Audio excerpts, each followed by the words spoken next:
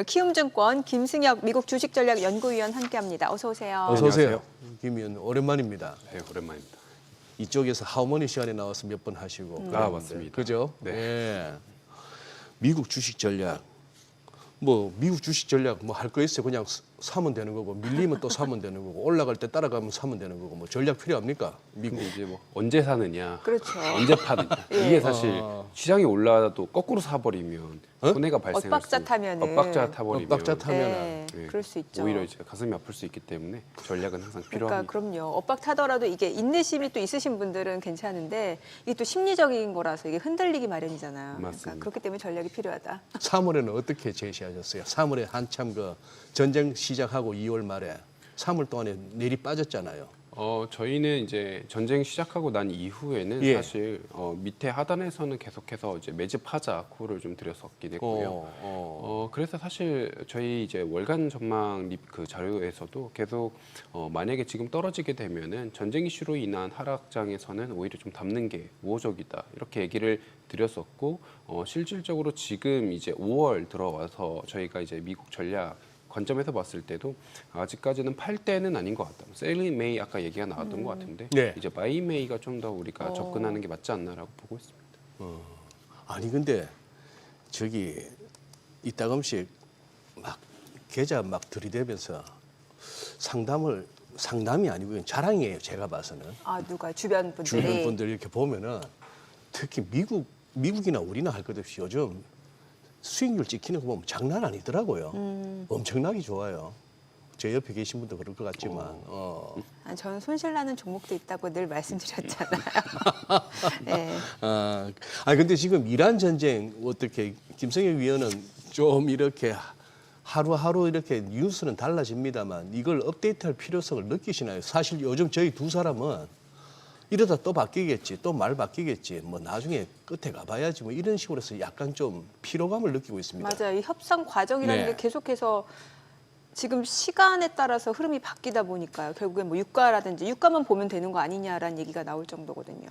뭐 사실 그거는 내가 어떤 투자 방식이냐에 따라서 좀 예. 다른 대응을 해야 될 필요가 있는 것 같습니다. 예. 예를 들어 나는 좀 장기적인 어떤 관점에서 사실 지금 좀 떨어져도 이거를 묻고 갈 수 있다의 전략이라면 굳이 이거를 매일매일 그 많이 쏟아지는 이슈들을 다 업데이트할 필요는 없고 네. 지금 시장은 어느 정도 결국에는 종전으로 갈 것이고 어느 정도의 호르무즈 해협이 조금씩은 해소되는 과정에서 석유 생산 같은 경우에는 오히려 조금씩은 늘어날 수 있는 트리거가 되지 않을까에 대한 기대감이 있단 말이죠. 네. 그래서 WTI 같은 경우가 언더 100 했다가 다시 100으로 왔다 갔다 계속하고 있는 상황인데 이런 끝단에서의 결론을 본인이 판단을 하고 있다라고 한다면 굳이 하나하나 대응을 하실 필요는 없지만 그럼에도 불구하고 사실 변동성이 지금 화면에서 보시면 알겠지만 너무 큽니다. 그래서 사실 이거를 내가 이제 데일리 트레이더 같은 관점에서 그리고 나는 좀 이제 매매가 빠르게 진행된다라는 관점에서는 꾸준하게 이걸 관찰할 필요가 좀 있어 보이긴 하고요. 네. 또 한 가지 나아가선 사실 이번 이 어떤 이란과 미국의 협상 과정에서 저희가 좀 볼 수 있는 건 과연 진짜 원유 패권을 가지고 있는 곳이 어디냐? 네. 미국이냐? 예. 이란이냐? 아니면 과거에는 사우디였냐? 네네. 이런 어떤 저희 사실 이 원유라는 것 자체가 갖고 있는 함의는 단지 에너지뿐만이 아니라 어떤 경제적 패권을 하나를 쥐고 있다라고 저희가 볼 수도 있는 그런 거거든요.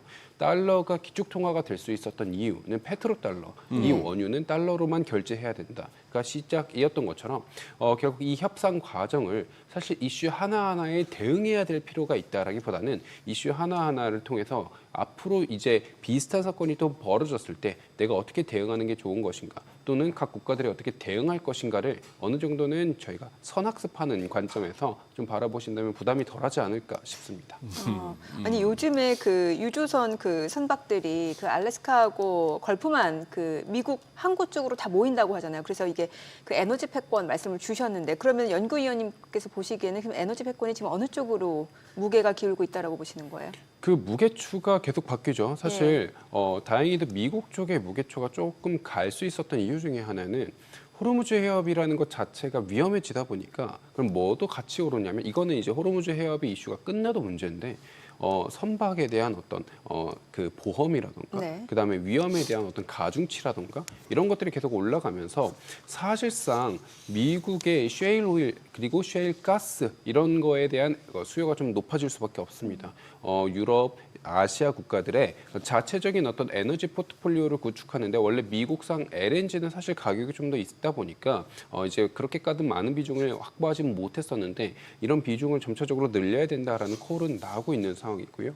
미국 같은 경우에는 이미 베네수엘라를 확보한 상황에서 사실 이제 경질료, 미국산 셰일 오일은 경질료고 베네수엘라는 초중질료고 이거 두 개를 섞으면 두바이산유, 이제 두바이유 같은 중진료가 나올 수 있다. 이런 어떤 다양한 스펙트럼의 원유를 대응할 수 있다라는 게 미국 측 입장이기 때문에 지금 저 호르무즈 해협의 이슈는 단기적으로 봤을 때는 순간적인 어떤 공급 부족, 이로 인한 가격의 슈팅 이런 쪽을 우려 만들 수는 있겠지만 네. 좀 중장기적으로 봤을 때는 결국에는 미국 입장에서 봤을 때는 글로벌 국가들의 에너지 포트폴리오를 우리한테 좀 가져올 수 있지 않을까의 관점에서는 긍정적으로 보이는 상황이고요. 다만 지금 이제 에너지에 대한 어떤 순간적인 폭등이 결국에는 인플레 압력으로 다가갈 수 있기 때문에 미국 자체적 입장에서 에너지 패권을 제외한 입장에서 봤을 땐 물가에 대한 어떤 불안, 이번 CPI 같은 경우 에너지 가격에 대한 어떤 상승으로 MOM 기준 0.9%가 기록됐듯이 이런 것들을 빨리 해결하는 게 미국한테는 좋은 상황이다. 이게 약간 이제 두 가지 면모가 미국 안에서도 좀 교착 상태를 보이고 있지 않나라고 보고 있습니다. 네. 그리고 또 하나 저는 이제 궁금한 게 사실 이게 미국하고 이란이 종전 합의를 한다 하더라도 그 이전까지만 하더라도 유가가 뭐 WTI 기준으로 $80 밑으로 내려오는 건 쉽지 않을 거다라는 전망이 많았는데 요즘에는 좀 달라진 분위기가 확실히 이제 아랍에미리트가 그 오펙하고 오펙 예. 플러스에서 기다렸다는 듯이 이제 탈퇴를 하잖아요. 그러면 이제 종전하고 나서 빠르게 증산할 수도 있는 거고 또 오펙 내에서도 지금 이제 그 증산 조짐이 보이고 있는 거고 이러면은 생각보다 유가는 좀 빠르게 안정될 수 있다라는 그런 논리가 좀 지배적인 것 같다는 생각이 들거든요. 아무래도 사실 이게 오펙 플러스의 각 이제 구성 국가들을 보면 나름의 입맛들이 다 달라요. 예. 과거에도 한번 사우디가 유가가 너무 낮춰졌을 때 우리가 다 같이 감산해서 우리가 사실 유가를 끌어올려 보자라는 트라이를 한 적이 있었는데 네네. 그때 당시에도 사우디를 제외한 나머지 국가들은 큰 호응이 없었기 때문에 사우디가 오펙 플러스 회의장을 박차고 나가고 유가가 크게 한번 떨어진 과거의 사건이 한번 있었거든요. 이런 것처럼 아랍에미레이트 같은 경우에도 봤을 땐 사실 요번에 이런 오펙 플러스 국가들에게 좀 안보적인 보호를 받았느냐 전혀 받지 못했습니다. 네. 이제 이란으로부터 공격을 좀 많이 받았죠. 예. 그렇죠. 그러다 보니까 사실 더더욱 필요성을 못 느끼고 있었던 상황이고요. 그러다 보니 그냥 자체적으로 나와서 가격은 시장에 맡기자. 나는 증산할래. 이런 어떤 관점으로 점차 어떻게 보면 욕심이거든요. 이게 다다. 그래서 지금 중동 같은 관점에서는 저희가 조금 다른 식으로 봐야 되는 건 뭐냐면 지금 중동도 급합니다. 어떤 게 급하냐면 이제 미국, 유럽 이런 쪽이 AI를 좀씩 들여오고 있는데 이제 이런 중동 국가들 같은 경우에도 소버린 AI를 해야 돼요. 사실 AI는 전 세계 글로벌 트렌드가 됐기 때문에 이걸 하려면 돈이 필요합니다. 돈이 필요한데 지금 이제 오일머니가 언제까지 지속 가능할지는 알 수가 없어서 이런 것들을 빠르게 어느 정도 인프라 구축하는 게 생각보다 중요한 중동 국가고 네. 지금 같은 경우에는 오히려 돈을 벌어들일 때지 우리가 긴축해서 나중을 도모할 때는 아니다라고 판단을 하고 있는 게 좀 더 맞다라고 보고 있는 상황이고 그러다 보니 중동 국가들을 바라보는 전 세계 글로벌 투자자 입장에서 봤을 땐 결국엔 얘는 증산한다. 그러면 에너지 가격은 결국에는 안정 수준으로 돌아올 거다. 뭐 이렇게 좀 판단을 하고 있는 것 같습니다. 저기 아까 우리 글로벌 비즈에서 임선우 아나운서가 워렌 버핏의 견해를 갖다가 소개를 했는데 네. 지금 뭐 도박판이다. 미국도 비슷한가 봐요. 그러면서 또 워렌 버핏이 또 그것도 했더만요. 본인이 은퇴하는 이유가 요즘에 새로운 산업에 대해서 자기가 공부가 덜 됐고 따라가기도 힘들다. 천하의 워렌 버핏이 그러니까 저 같은 사람이 오죽하겠습니까? 못 쫓아가는 건 맞는데 그래도 그 도박파이나 보고 지금은 못 따라 붙겠다. 나중에 시장에 패닉이 오면 근데 자 그 견해에 우리 미국 시장 계속 지켜보신 우리 김성일 위원께서 미국 장에 약간 도박판 성격이 느껴집니까? 아니면은 지금의 이 랠리가 충분히 어떤 근거를 갖춘 랠리라고 보십니까? 저는 근거를 갖춘 랠리다라고 보고 있는 입장이긴 한데요. 사실 그러면 근거가 뭐냐는 개인마다 다 달라요. 네. 그리고 이걸 전망하는 기관마다 다르지만 적어도 저는 근거라고 하면 실적이 뒷받침되느냐입니다. 근데 도박판이라고 불리는 이유는 알 것 같아요. 왜냐하면 모두 주가가 다 동일하게 랠리를 보이지만 그 주가 종목들 안에서는 어떤 것들은 충분한 근거를 가지고 있고요. 예. 어떤 것들은 근거가 없이 오르는 경우도 있습니다.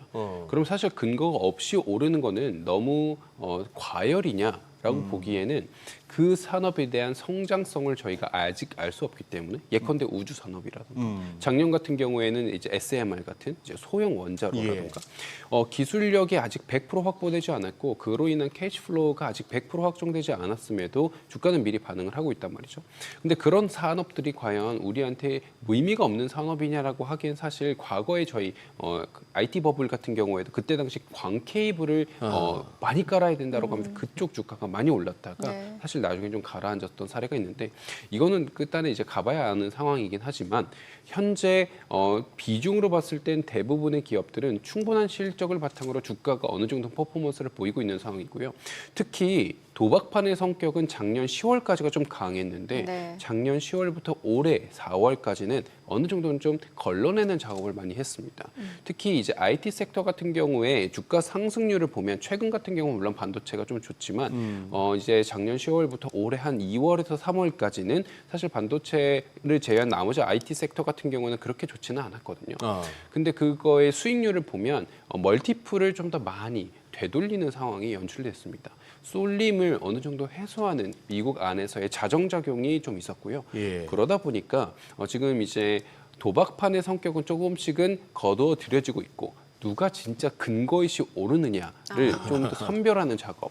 거기에 더해서 이제 미국에 집중됐었던 자금들이 사실 작년 말부터 올해까지, 네. 작년 말도 아니에요. 작년 하반기부터 올해까지 좀 non-US 쪽으로 많이 옮겨갔다라는 평가가 많잖아요. 예. 셀 아메리카 얘기가 계속 나왔었던 상황이고 한국, 유럽 이제 이런 쪽이 많이 올랐었는데 근데 그 과정에서 미국 안에서는 더더욱 그러면 이제 자금이 한정되잖아요. 사실 많은 자금을 통해서 투자를 하는 그 입장이 아니라 한정된 자금 안에서 투자를 해야 되는 입장으로 왔는데 그런 한정된 자금에서 투자를 하려면 더 피키해야 됩니다. 선별적으로 골라야 되는 상황이고 그러다 보니까 각 산업단에서 근거가 조금이라도 부족하면 크게 빠지고 이런 상황들이 자주 연출되었었던 최근 미국 증시를 보면 도박판이라고만 우리가 얘기할 수 있느냐. 사실 이제는 그 성격이 조금씩은 바뀌어가고 네. 있다라고 보고 있습니다. 근데 지수는 사상 최고치 경신 행진이 이어지고 있는데 예를 들어서 이른바 매그니피슨 세븐 그 안에서도 지금은 희비가 좀 엇갈리잖아요. 같이 안 가더라고. 최근 며칠 동안은 메타가 굉장히 두들겨 맞았잖아요. 그죠?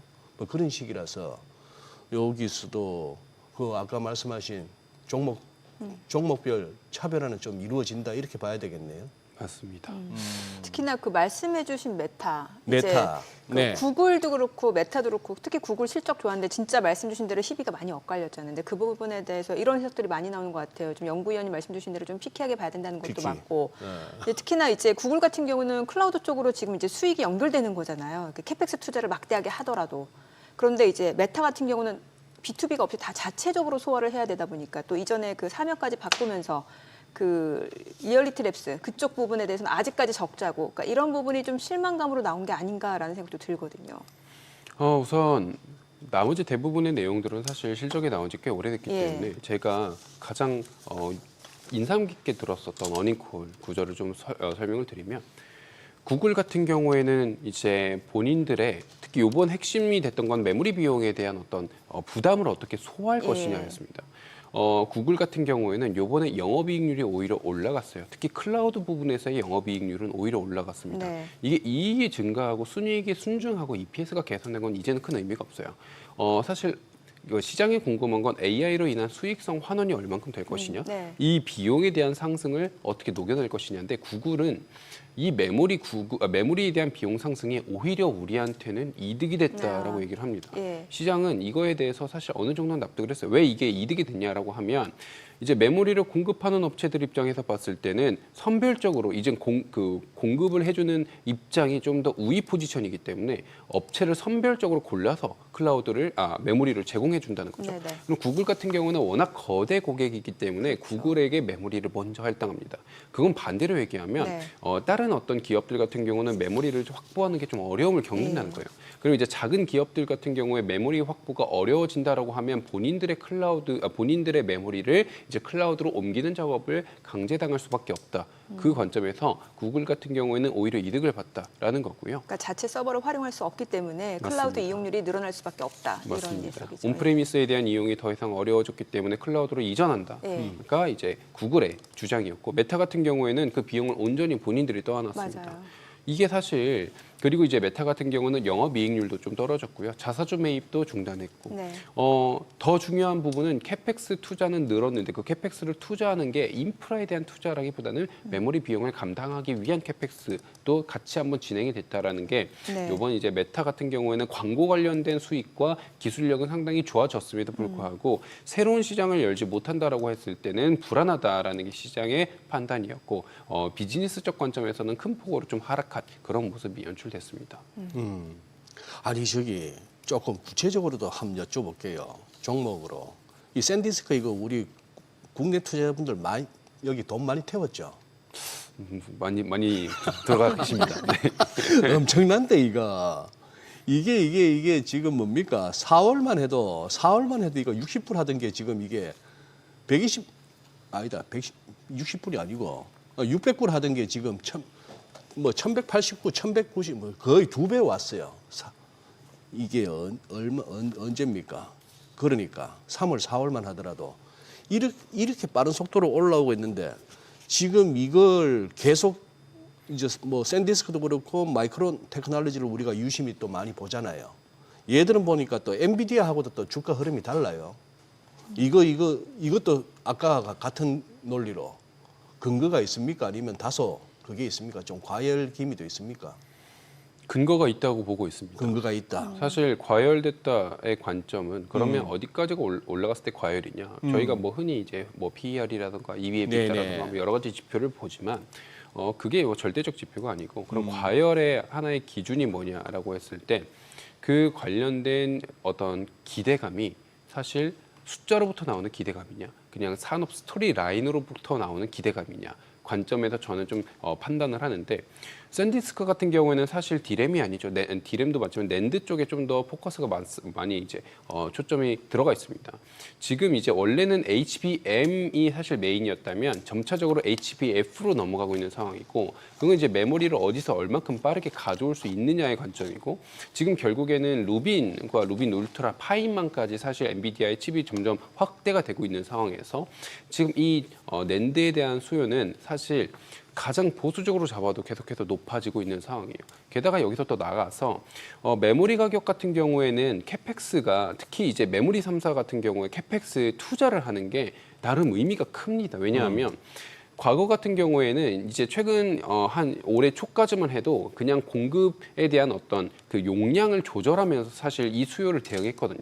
공장을 100% 가동하자, 뭐 90%만 가동하자. 예. 근데 이제는 이 메모리 사이클이 단기적이라고 보지 않기 때문에 좀 더 캐펙스 투자를 통해서 설비 투자를 아예 늘려버리는 거고 그게 좀 더 의미 있는 어떤 상승이다. 그리고 설비 투자를 늘리는 게 미니멈 수요 캐파를 어느 정도는 감당할 수 있는 첫 사이클의 시작이라고 보고 있습니다. 특히 낸드 같은 경우는 이제 막 시작이 됐던 스토리 라인이기 때문에 근데 다만 여기서 그럼 저희가 뭘 좀 주목해봐야 되느냐? 디램도 한번 그랬었던 상황인데요. 네. 디램이 쇼티지를 보이는 상황에서 각 고객사들이 디램에 대한 수요를 확보하기 위해서 공격적으로 니즈를 폭발시킵니다. 그러다 보니까 디램에 대한 가격이 빠르게 먼저 올라갔죠. 그래서 오히려 어느 정도는 고객사들이 이걸 확보하고 나면은 이게 설비 투자 같은 경우에는 계단식으로 늘어납니다. 그리고 메모리 수요는 리니어하게 올라가요. 근데 이게 리니어하게 올라가고 설비 투자는 계단식으로 올라가게 되면 한번 설비 투자가 빵 튀었을 때 순간적인 공급 오이가 같이 보이는 듯한 느낌이 있습니다. 그 경우에는 고객사들이 어느 정도 재고를 충분히 확보했다라고 하면 예. 사실 추가적인 가격 상승에 그렇게까지 동의하지 못하는 경우가 있어요. 그래서 어느 정도 잠깐 다운시키고 가자. 그래서 한 달 정도 전에 디램 가격이 주말 사이에 폭락을 갑자기 했다가 다시 한번 좀 안정세를 보인 상호가 있었는데 네. 지금 그 어떤 전까지는 사실 그 주가에 대한 흐름은 매우 좋았단 말이죠. 낸드 같은 경우는 어떤 스테이지 왔냐? 낸드 같은 경우는 아직까지 고객사들이 확보하고 있는 단계다라고 좀 보여주고 있습니다. 그래서 이 확보되는 과정 속에서는 아직까지는 주가의 상방 여력은 좀 남아 있는 것 같고, 그리고 사실 그 이후에 어느 정도 재고가 확보됐다라는 이 뉴스 플로우와 그다음에 이제 낸드 가격 같은 경우가 조금씩은 떨어지는 어떤 모습을 보인다라고 했을 땐 그때 같은 경우에는 잠깐 저희가 좀 이제 설고 다시 들어가고 이런 어떤 전략적 움직임이 필요하지 않나라고 판단합니다. 사실 투자자 입장에서 가장 궁금한 거는 이제 인텔 깜짝 실적 이후에 CPU 얘기 나왔다가 이제 다시 한번 그 메모리 가격, 이 메모리 가격이 피크아웃이냐 아니냐라는 논란이 있는 상황에서 지금 빅테크들 실적 발표를 보니까 이제 AI 산업 인프라에 대한 수요는 이제 시작이다라는 얘기 좀 커진 것 같고, 그러면 이 메모리 가격 상승을 근거로 지금 보니까 마이크론 주가 목표가가 지금 $1,000 이게 나왔습니다. 지금 $540 수준이잖아요. 그러면 사실 이제 삼성전자하고 SK하이닉스 갖고 계신 분들은 좋을 것 같고 어떻게 봐야 될까요? 목표 주가는 예, 사실 뭐 그렇죠. 네, 어떤 기관에서 어떻게 이제 제시한 건지는 모르겠지만 네. 이제 밸류에이션을 돌려보면 사실 목표 주가는 내가 그 안에 전망하는 수치를 어떻게 기입하느냐. 그리고 이제 그거를 뭐 어떻게 이제 현가로 땡겨 오느냐. 네네. 뭐 이런 세세한 어떤 본인만의 판단이 좀 담겨 있어서 저 이제 $1,000다라고 하는 걸 이제 맹신할 필요는 당연히 없고요. 예, 예. 다만 그 정도까지 메모리에 대한 산업이 왜냐하면 저희 GPU 쇼티지 얘기가 예. 나왔을 때 사실 GPU가 한참 이제 공급이 많이 되면서 이제는 좀 안정기를 보인다라고 얘기를 했다가 그래도 여전히 부족하게 올랐고, 그런 어떤 우려와 기대가 계속 혼재되었던 상황이 반복됐습니다. 그러다 보니까 그 사이클이 꽤 오래 갔다가 지금은 이제 엔비디아가 횡비디아가 돼버렸는데, 근데 이제 엔비디아요. 맞습니다. 엔비디아가 되어버렸지만 뭐 최근에는 그래도 좀 좋은 흐름 다시 한번 보이고 있습니다. 네. 근데 이제 마이크론이나 이제 샌디스크 같은 경우에는 아직까지는 사실 이 불안감과 기대감이 혼재되어 있는 초기 어떤 국면에 좀 진입했던 가능성이 높은 것 같고요. 네. 그러다 보니까 저희가 GPU 사이클과 봤을 때 최근 한 6개월, 1년 사이에 시장은 뭘 계속 찾아다니고 있냐면 병목만 찾아다니고 있어요. 그러게요. 네, 병목이 어디서 나올까? 맨 처음 병목은 GPU였고요. 그러다 보니까 메모리 얘기가 나왔고요. 네. 그러다 보니까 광통신 얘기도 나왔고요. 예. 그러다가 CPU 얘기가 나왔고, 이게 계속해서 반복되고 있는 상황이기 때문에 이 인프라에 대한 투자는 결국에는 AI에 대한 어떤 우리가 산업을 늘려가는데 이제 시작이란 말이죠. AI 에이전트, 코워크. 이제 저희가 엔트로픽에 대한 어떤 성능이 생각보다 좋다라는 건 점차적으로 시장에서 함의를 갖고 퍼져나가고 있기 때문에 이런 관점에서 봤을 때는 이 사이클상 저희가 기대와 어떤 불안감의 사이클상으로 봤을 땐 당연히 이 두 개가 공존하는 상황이지만 아직까지는 이게 끝단으로 갈 만한 상황은 아니지 않나 보고 있습니다. 이제 조금 오기가 생겨가지고 아까 자꾸 이제 이게 근거가 있습니까 없습니까 했더니만 일단 샌디스크 질문했을 때 우리 PD님도 비웃으셨고 우리 옆에 정민 앵커도 이렇게 숨어서 막 웃었어요. 약간 거기다가 답변도 근거 있는 랠리라고 하셨어요. 약간 오기가 생겨서 제가 더 이렇게 오기를 부려야 시장은 더 잘 가니까 블룸에너지 괜찮아요? 이거 근거 있습니까? 블룸에너지는 사실 이제 원래는 블룸에너지가 적자였다가 재작년 같은 경우 흑자로 돌아서면서 사실 폭발적인 상승을 한 거고요. 블룸에너지 실적 같은 경우에는 상당히 잘 나왔습니다.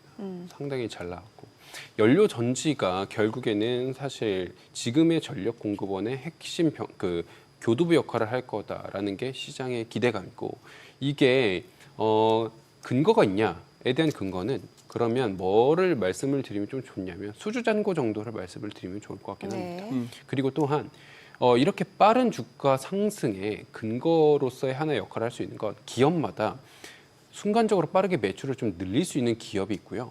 매출을 폭발적으로 늘리는 게 좀 어려운 기업이 있습니다. 근데 이번에 블룸에너지 같은 경우에는 당연히 연료 전지에 대한 수요가 상당히 유의미하게 늘어난 것도 있고 거기에 더해서 이걸 관리하는 소프트웨어도 같이 좀 관리를 하겠다라는 새로운 어떤 제품도 출시를 했습니다.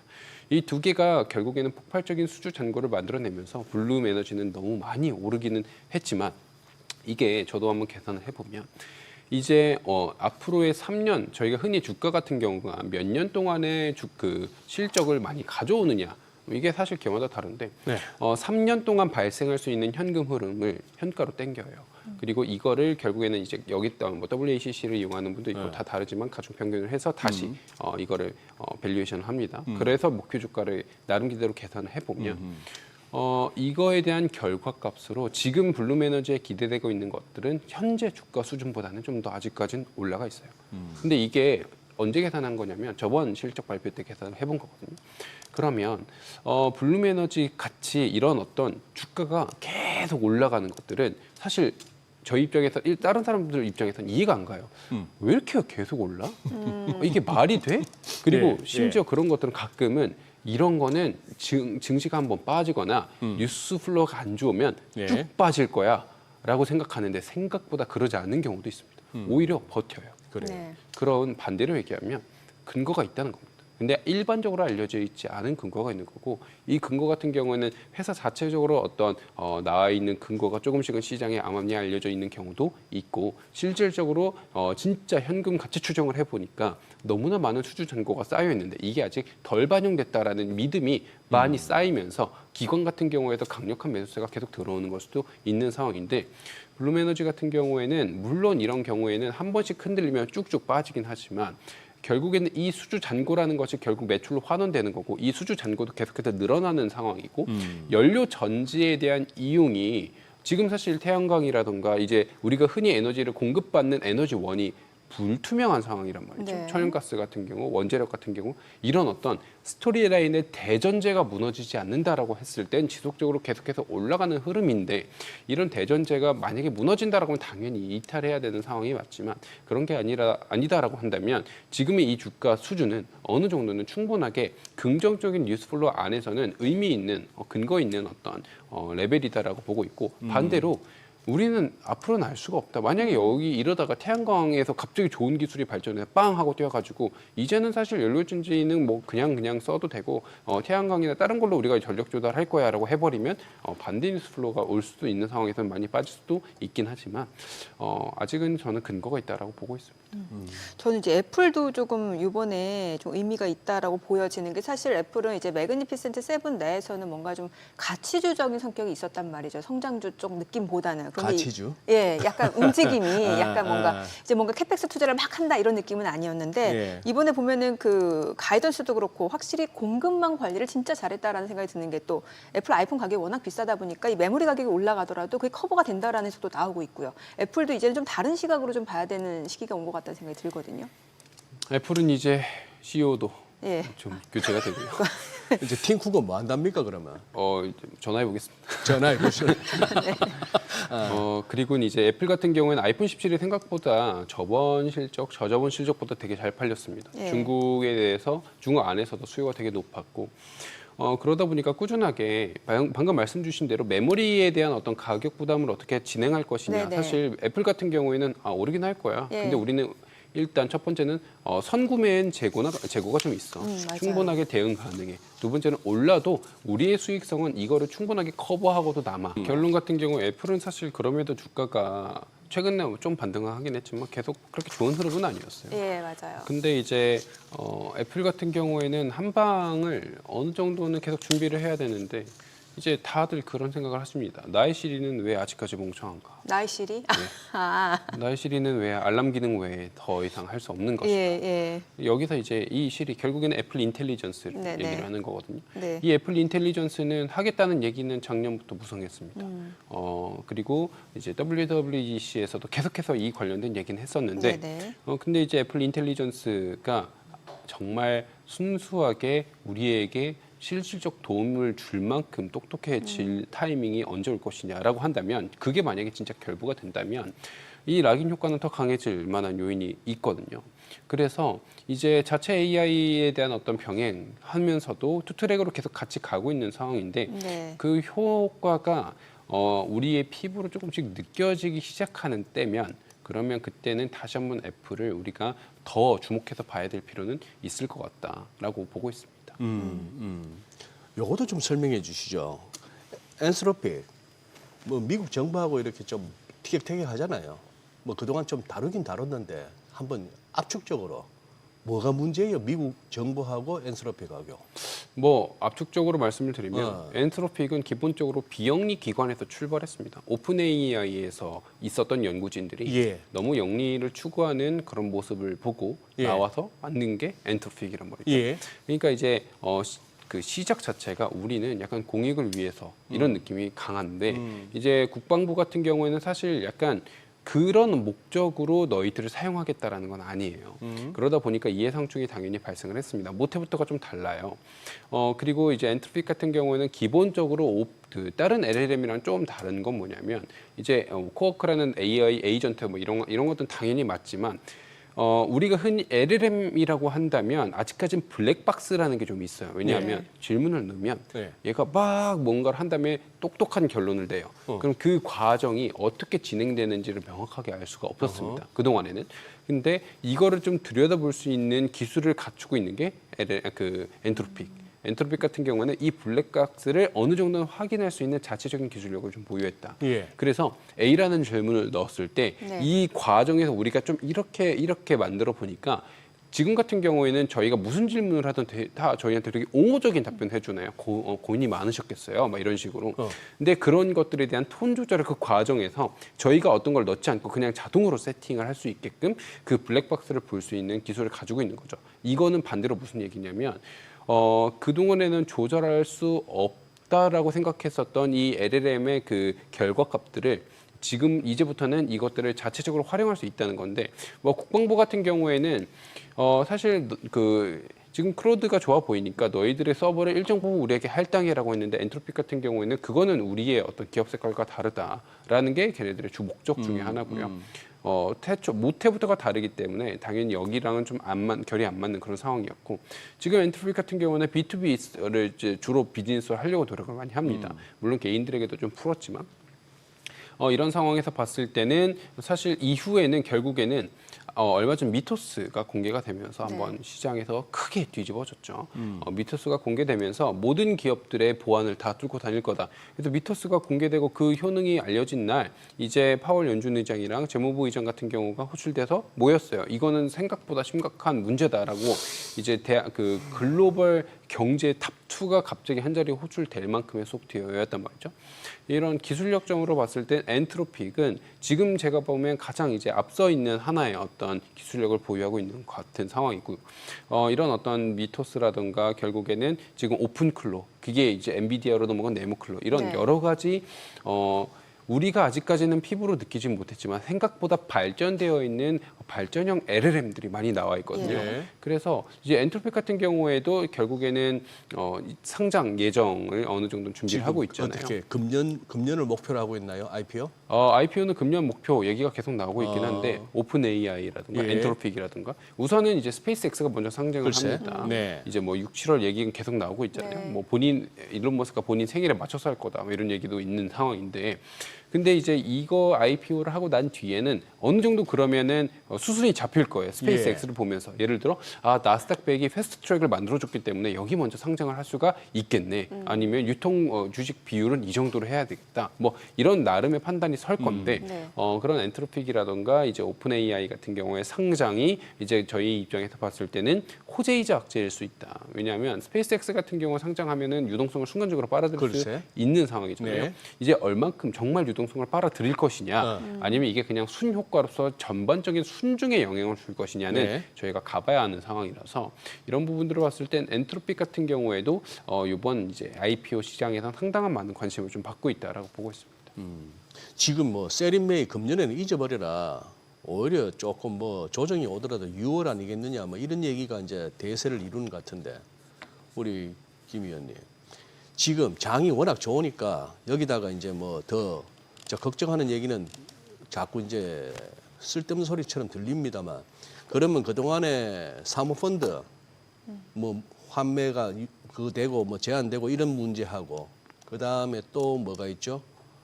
몇 가지 뉴욕 시장에 혹시나 물가, 인플레 그리고 또 연준을 비롯해서 20이나 BOE가 혹시라도 금리를 올릴 가능성 뭐 등등 해서 잠재해 있는 리스크 요인에 대한 점검을 한번 해보자면요.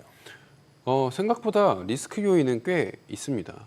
생각보다 있습니다. 가장 네. 대표적인 리스크 요인은 미국 관점에서 봤을 땐 재정 지출. 네. 네. 그럼 재정 지출이 뭘로 연결되느냐? 채권 발행으로 연결이 됩니다. 국채 가격 하락. 예. 네. 지금 T비ll 그러니까 단기채죠. 단기채의 발행은 상당히 많이 늘어나고 있는 상황이고요. 사실 사상 최고치 수준으로 늘어날 거다. 얘기는 계속 나옵니다. 네. 근데 이것만 보면 안 되고 여기에 한 가지 더 같이 봐야 되는 게 뭐냐면 프라이머리 딜러라고 해서 네. 이 국채를 발행하면 의무적으로 사야 되는 JP 모건이라든가 골드만삭스의 네. 기관들이 있어요. 예. 이제 그 기관들은 정말 순수요가 아니라 무조건 남으면 다 매입해야 되는 입장입니다. 시장에서 소화 안 되면 맞습니다. 소화가 안 되면 왜냐하면 미국 국채가 발행이 되면 소화가 안 되는 물량은 있으면 안 되거든요. 근데 이 프라이머리 딜러들의 순 매입이 사상 최고치를 찍었습니다. 최근에요? 맞습니다. 이게 계속해서 늘어난다는 거고 사실 예. 시장에서의 소화가 그렇게까지 많이 되느냐의 의문점이 계속 늘 수 있는데 근데 이제 재무부 입장에서 봤을 때는 계속해서 채권 발행은 늘릴 수밖에 없는 상황이다. 얘기는 계속 하고 있어요. 예. 그리고 이거에 발맞춰서 4월 1일 뭘 완화해 줬냐면 SLR 규제를 완화해 줬습니다. 은행들에게 더 많은 자금 여력을 확보시켜 준 거죠. 이런 어떤 상황들을 봤을 땐 단기적으로 보면 이런 어떤 일련의 상황들은 추가적인 유동성 공급에 대한 효과가 있습니다. 왜냐하면 어쨌든 은행들이 이걸 사고 자산이 네. 늘어나고 자산이 늘어난 만큼 대출이 늘어날 수 있기 때문에 유동성 관점에서도 긍정적이고 재무부 같은 경우 결국에는 이런 어떤 채권 발행을 많이 하는 목적은 재정 지출을 많이 하겠다는 거예요. 트럼프 같은 경우 본인 지지율이 많이 떨어져 있기 때문에 지지율 턴업 시키겠다. 이게 사실 메인 핵심인데 유동성 관점에서 봤을 땐 단기적으로는 좀 이제 긍정적일 수 있지만 네. 장기적으로 봤을 땐 이 재정 지출, GDP 대비 부채 비중 그리고 이제 GDP 안에서의 이자 비용이 이제는 국방비를 작년에 이미 초월했어요. 너무 많이 누적되고 있는 상황인데 네. 이게 꺾일 기미는 딱히 안 보인다. 재무부는 계속 돈 쓰려고 하고 있는 것 같다라고 했을 때 그러면 결국에는 이거는 채권 가격을 녹이는 거잖아요. 그러면 달러의 가격을 녹이는 거고 그럼 채권의 가격이 녹는다라는 거는 채권 금리가 오를 수 있다라는 거고 특히 10년물 이상의 장기채 금리 단기채 금리 같은 경우에는 수요처를 이렇게 저렇게 계속 만들어낸다라고는 하지만 그러면 장기채 금리 같은 경우가 금리가 더 올라가게 된다라고 한다면 그러면 말씀 주신 대로 기준금리 인하하는 게 어려울 수가 있는 상황이고요. 또 한 가지로는 장기금리는 결국엔 뭐랑 좀 연동이 많이 되어 있냐면 단기금리랑 다르게 경제 성장의 어떤 동력이랑 연동이 예. 많이 되어 있는데 예. 금리가 높으면 당연히 그 성장 동력은 조금씩은 떨어질 수밖에 없고 국가 입장에서 봤을 때도 부채를 계속해서 늘리는데 이자 비용이 올라가면 네. 추가적인 성장에 쓸 수 있는 돈도 좀 제한된다. 이게 장기적 관점에서는 아직까지는 불안이다. 뭐 이제 말씀 주신 상호 대출의 이제 환매, 블루아웃이라든가 이런 거 말씀하시는 건데 그런 것들은 아직까지는 시스템 리스크로 연결될 만한 트리거로 보여지지 않아요. 그 금액 자체가 아직 그렇게 크진 않습니다. 예. 근데 우리가 주목해봐야 되는 건 이 대출 관련된 시장, 특히 채권 관련된 어떤 불안감은 아직까지는 남아있다 이렇게 보고 있습니다. 짧게 하나만 외환시장도 보시니까 우리 연휴 동안에 달러엔 BOJ가 제법 개입도 하고 그랬네요. 지금 우리가 1,480원 이제 다시 1,500원 트라이가 쉽지 않아 보이는데 어떻게 외환시장 환율에 관해서 어떤 인사이트가 있으신가 지금 해가지고. 우선 이제 달러엔과 원 달러는 네. 이제 좀 말씀드리기 어려울 것 같고 달러 인덱스 관점에서만 좀 달러 말씀을 인덱스. 드려보면 네. 한 가지만 좀 작년과 올해 달라진 점 하나 말씀을 드려볼게요. 예. 달러 인덱스 관점에서 한 작년 같은 경우에는 뭐가 많이 들어왔냐면 해지 수요가 되게 많이 들어왔어요. 이게 무슨 말이냐면 23년, 24년, 25년 초까지 미국 증시가 계속 상승 랠리를 보여서 네. 미국 증시에 대한 해지를 할 필요가 없었거든요. 미국 증시에 대한 해지. 맞습니다. 아하, 아하. 펀드 입장에서 봤을 때 미국 네. 증시에 대한 증시를 샀어요. 이거에 대한 해지를 할 필요가 없었는데 달러도 강해질 거니까. 맞습니다. 그렇게 그리고 이제 믿고. 증시가 계속 오르니까 네, 사실 네, 네. 해지만 하면 수익률이 깎이거든요. 근데 작년 4월에 한번 빵, 10월에 한번 빵 몇 번 이렇게 맞고 나니까 예. 작년 초부터 이제 작년 말까지 달러의 그 증시에 대한 해지 수요가 엄청나게 늘어났습니다. 네. 증시에 대한 해지는 뭘로 하냐면 달러 매도로 합니다. 그래서 실질적으로 작년 그 1분기, 2분기에 달러 매도 압력이 되게 세게 들어왔어요. 이게 이제 BIS에서 발표된 블레튼 105라는 보고서에서 나온 얘기인데, 예. 근데 이제 이게 그래서 작년 3분기, 4분기에 그 CFTC의 달러 순매수 포지션과 순매도 포지션 보면 계속 음수가 찍혀 있었습니다. 근데 이게 지금 플러스로 약간 돌아섰어요. 이 플러스로 돌아선 이유 중에 하나는 이제 첫 번째는 더 이상 달러에 대한 매도를 할 만한 이유가 없다. 이미 해지 포지션이 찼다. 이게 첫 번째. 예. 두 번째로는 이거 미국 증시가 이제 빠졌다가 이제는 좀 오를 만한 상황인 것 같으니까 해지 비율을 막 더 늘릴 만한 이유가 없는 것 같다. 이런 어떤 달러에 대한 기계적인 그리고 어떤 수급적인 매도 매수 자체가 그 주체가 헤지펀드가 이제 조금은 본인들의 입장을 바꾼 상황인 것 같다. 이렇게 좀 보여주고 있어서 그리고 최근에 헤지펀드들이 베이시스 트레이드를 엄청나게 많이 합니다. 선물과 이제 현물에 대한 가격이 좀 벌어지고 있는 상황인 것. 특히 채권에 대해서 채권에 대한 발행을 하도 많이 하다 보니까. 그럼 이 베이시스 트레이드 하려고 한다면 결국에는 달러를 매수할 수밖에 없는 상황이거든요. 그래서 지금 이 채권 가격에 대한 변화가 갑자기 세게 오면은 달러 인덱스에 대한 변화도 세게 올 거고 만약에 그게 베이시스 트레이드가 지금처럼 계속 분위기 간다면 이거는 결국엔 달러에 대한 어떤 기계적 매수로도 연결이 될 수 있는 상황이라서 이런 어떤 전략적인 움직임에 따른 어떤 달러 수급을 우리가 계속해서 같이 관찰을 할 필요가 있다. 그럼 달러 인덱스에 대한 흐름을 같이 관찰해 보자. 이렇게 좀 말씀드립니다. 요약하면 달러 인덱스 기준으로 잘 안 빠질 것이다 앞으로. 우선은 이제 지금 이제 80에서 90 밴드 예, 예. 왔다 갔다 하는데 그 밴드에서 더 밑으로 아, 내려가는 98에서 100 사이. 맞습니다. 그 레벨보다는 사실 위쪽 가능성은 좀 더 있어 보이긴 하는데 우선 오케이. 하방 지지력은 좀 확인이 된 것 같다라고 개인적으로 판단하고 있습니다. 네. 네, 오늘 내용 여기까지 듣겠습니다. 잘 들었습니다. 고맙습니다.